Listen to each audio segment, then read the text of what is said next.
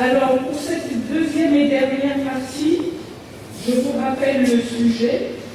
Nous sommes conscients de l'importance de nos voix quand nous sommes réduits au silence. Et c'est une citation de l'activiste et prix Nobel de la paix, la jeune Malala, prix Nobel qu'elle a obtenu en 2013.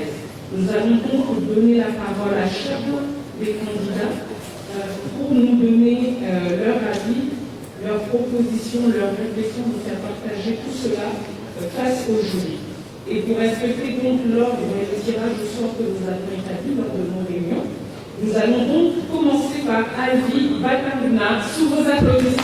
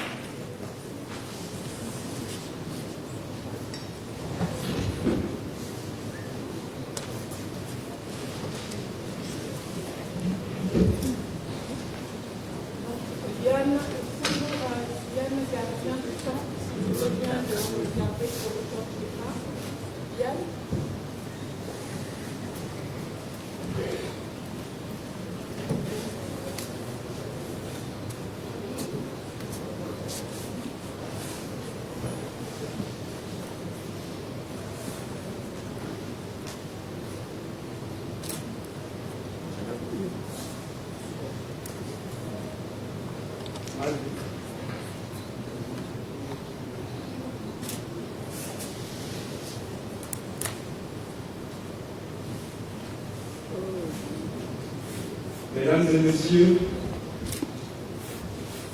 voilà l'héroïsme du silence. Voir la Shoah, le terrorisme, l'esclavage, les violences sexuelles et s'emprisonner volontairement dans son mutisme. Malala Yousafzai l'a appris à ses dépens dans son combat pour le droit à l'éducation pour tous. Eh bien, mesdames et messieurs, c'est par là que je vais poser le cadre de mon sujet sur l'importance de nos voix. De ce fait, je mettrai un accent particulier sur les tenants et les aboutissants de cette notion avant d'envisager ce qu'elle devrait être dans nos sociétés. En effet, il est le fait que les voix ont un pouvoir de plus en plus impressionnant de nos jours. Cette voix qui peut nous emmener là où on pensait aller. Cette voix qui est à la fois l'arc, la flèche et l'archer. Cette voix tout aussi offensive que défensive. Cette voix qui est arme de séduction et arme de destruction massive. Elle est Satan quand l'homme s'appelle Hitler. Elle est amour quand l'archer est Cupidon. Cependant, elle est tellement omniprésente dans nos vies que nous la méprisons. Nous la traitons avec indifférence. Un peu à l'image d'un enfant qui profite de la moindre occasion pour se quereller avec son père et finir par le regretter le jour où il décède. Comme quoi, c'est dans l'absence que l'on mesure l'importance de la présence. En outre, c'est sans doute dans cette optique qu'elle a été instituée la liberté d'expression, afin de nous permettre de construire des sociétés beaucoup plus égalitaires, mais par nos voix. De ce fait, on peut faire le distinguo entre deux types de sociétés. Deux types de sociétés se dégagent. En effet, Saint-Just disait, je cite, que le peuple n'a qu'un ennemi dangereux, c'est son gouvernement. Et, mesdames et messieurs, figurez-vous qu'il y a des sociétés où cet aphorisme est plus l'allégation d'une évidence que l'affirmation d'une nouveauté. Des sociétés où on a inventé une rationalité irrationnelle, en normalisant l'inspection des voix, à l'instar de l'Érythrée, où les journalistes, pour exprimer leur voix, sont obligés de s'exiler.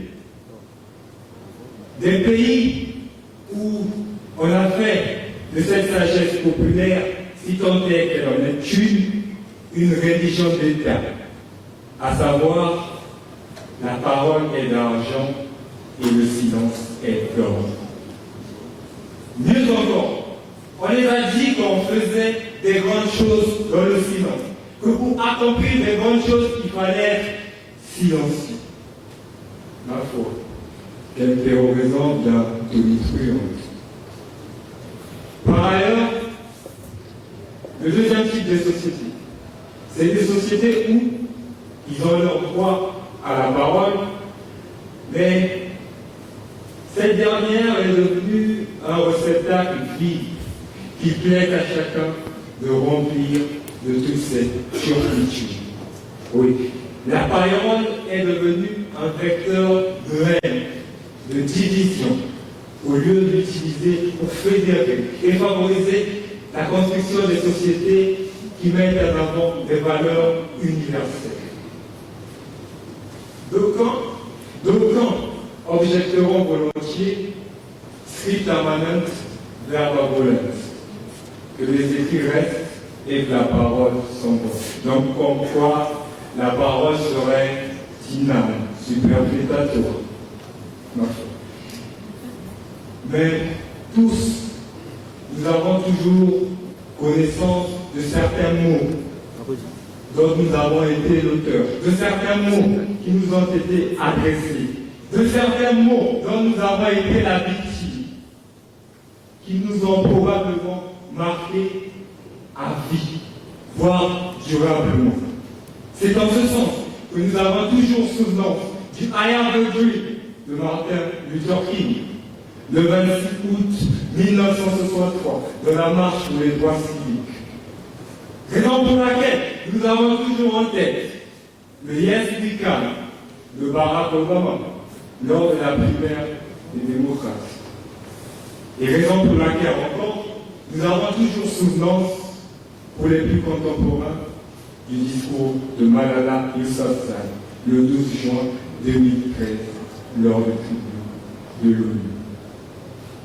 Utilisons notre parole, utilisons cette force pour changer les choses, déclarait Malala.